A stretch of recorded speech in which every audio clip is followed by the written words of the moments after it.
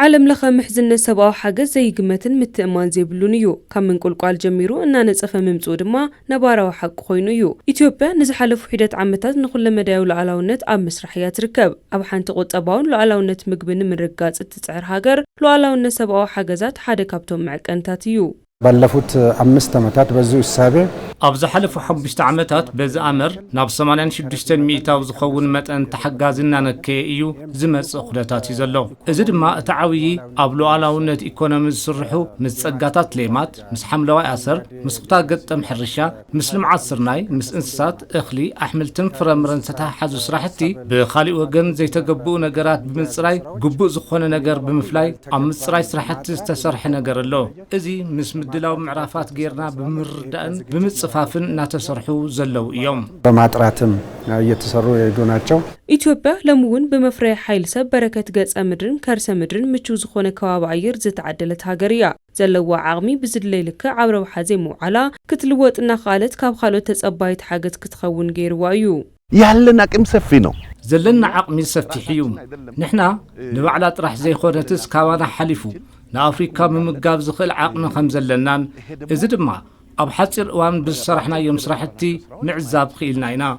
أبز حلف عمتات متعصافات تاريخ ترى يوم صرنا إكسبورت مقوار كم ممصانا من الأخ شرفوز أمركابون جميرناينا دولار بزاي ماغنيت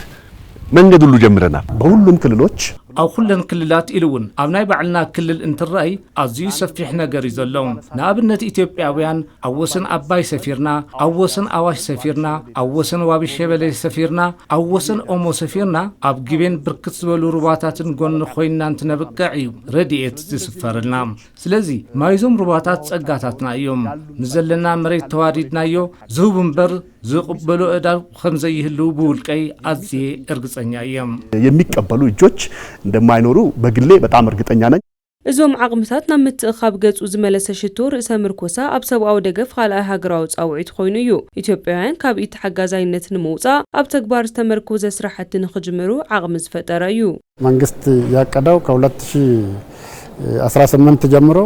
መንግስት ዝተለሞ ካብ 2018 ጀሚሩ ባዕልና ዓቕምና ዋሪድና ካብ ሬድት ነጻ ዝኾነት ሃገር ክንፈጥሪና እንትንብል ሰሪሕና ኢና ስለዚ ኩሉ ኣብዚ ውሽጢ ግድኡ ክዋጽ ኣለዎም መንግስቲ ይኹን ሲቪል ማሕበረሰብ ካብ ውልቀ ሰብ ጀሚሩ ስድራ ኩሉ መፍረያነት ምዕባይ ዓርሱ ንምኻል በብዓቕሙ ወረዳ ይኹን ዞን ክልል ከም ሃገር ድማ ኩሉ ናይ ባዕሉ ዓቕሚ እናርአየ ዓቕሙ ድማ ነዚ ከውዕል ንምግባር ካባና ካብ ኩልና ትጽቢት ዝግበር እዩ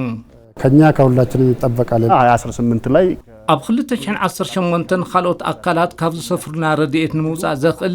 ዕድል ይኹን ዓቕሚ እዩ ዘለና ኣመራርሓ እውን ኣለና እዩ ብፍላይ ክቡር ቀዳማይ ሚኒስትር ዶክተር ኣብይ ኣሕመድ ዝመርሕሉ መንገድን ኣብ ዝሕዚ እዋን ሰብኣዊ ሓገዝ ብናይ ውልቀ ዓቕሚ ንክቐርብ ኣብ ሃገራዊ ዓቕሚ ጠመተ ዝተገበረሉ መንገዲ ብርግጽ እውን ካብ ኢድ ኣታውነት ካልኦት ኣካላት ወይ ድማ ካልኦት ረድኤት ካብ ዝሰፍሩሉ ኸይድ ወፅኢና ከም ሃገር ሰብኣዊ ሓገዝ ብናይ ውልቀ ዓቕሚ ምቕራብ ዝከኣለሉ ኩነታት ምፍጣር ዘኽእል እዩ ማቅረብ የሚያስችል ሁኔታ መፍጠር የሚያስችል ነው ኣብ ምዕባል ሰብኣዊ ስርዓት ምሕደራን ህንጸት ስርዓት ስጋት ኣመራርሓ ስራሕ ሰብኣዊ ሓደጋ ትግበራ ስትራቴጂካዊ ማዕቀፋት ዝሳተፉ ሰመዛ ኣካላት ነጻነትን ክብርን ዜጋታት ዝረጋገጽ ካብ ተሓጋዛይነት ምውፃእ እንትከኣሉ ይብሉ ህብረተሰባችን በአሁኑ ሰዓት ተረጅነትን አይፈልግም ሕብረተሰብና ኣብ ዝሕዚ ሰዓት ተሓጋዛይነት ኣይደልን ተዘይ ኮይኑ እቲ ተሓጋዛይነት ንሕና ንለማሙዶ ተኾይና ዝበለጸ መንቀስቃስ ኣይኽእልን ክሰርሕ እውን ኣይደልን ስለዚ እዚ ከም ኢትዮጵያ ከቢድን ዓብዪ ውርደት ዘስዕብ ስለዝኾነ ሕቶ ሉዓላውነት ስለዝኾነ ስለዚ ብደም ዝተረኸበ ሉዓላውነት ዝበለጸ ሕዚ ድማ ብረሃፅና ክነምፅኦ ስለዘለና ሕድሕድ ማሕበረሰብ ሕድሕድ ኣመራርሓ እዚ መድረኽ ዝተዳለዉ ነዚ ዝበለጸ ንምውዳድ እዩ ይህንን የበለጠ ለማቀናጀት ነው ክልሎች ከክልሎች ጋር ያሉ ክልላት ምስ ክልላት ዘለው ዝተፈላለዩ ልምድታት ናይ ምልዋጥ እቲ ሓደ ካብቲ ሓደ ዝመሃሃርሉ ብሓባር ኮይና ድማ ኣብ ሓደ ዓይነት ቆመና ንወጽሕሉን ብሓፈሻ ዝጀመርናዮም ስራሕቲ ንምስጓም መሰረት እዩ ዝኾነና ለማስፈንጠር መሰረት ይሆናል እቲ ዝወሃብ ድጋፍ ብናይ ውልቀ ዓቕሚ ንምኽኣል ኣብ ዝግበሩ ጻዕርታት ውጽኢት ከም ዝተርኣየ ዝገለጸ ኮሚሽነር ኣመራርሓ ስጋት ሓደጋ እዩ የስካውን የተሳኩ ጉዳዮችን በሚመለከት ክሳብ ሕዚ ዝተዓወቱና ጉዳያት ብዝምልከት ናብ 500,000 ሜትሪክ ቶን ነመጠባበቂ ዝተኸዘነን 1.5 ሚሊዮን ዕለታዊ ተበጻሒ ዝኸውን ኹዙን ነገር እዩ ዘድልየና ነዚ ድማ ናብ 253,000 ሄክታር መሬት ንምሕራስ ኣብ ዝሓለፈ ዓመት እዩ ዝተጀመረ ልዕሊ ፍርቂ ኣብ ዝሓለፈ ዓመት ዕዊትና ኢና ፍርቁ ድማ ኣብዚ ዝሓዝናዮ እዋን ከም ዝዕወትን 20 ሚሊዮን ኩንታል ንምሓዝ እናተሰርሐ እዩ ከም ውፅኢት እንሪኦ እቲ ቀንዲ ነዚ ዝሕግዘና ፈንዲ ምላሽ ስግኣት ሓደጋ እዩ እዚ ብወገን መንግስቲ ፌደራል ኣጣይሽኻ ንምርኣይ ናብ ባይቶ ወከልቲ ህዝቢ ቀሪቡ እዩ ኣብ ቀረባ እዋን ክጸድቕ ኢልና ተስፋ ንገብር በቅርብ ቀን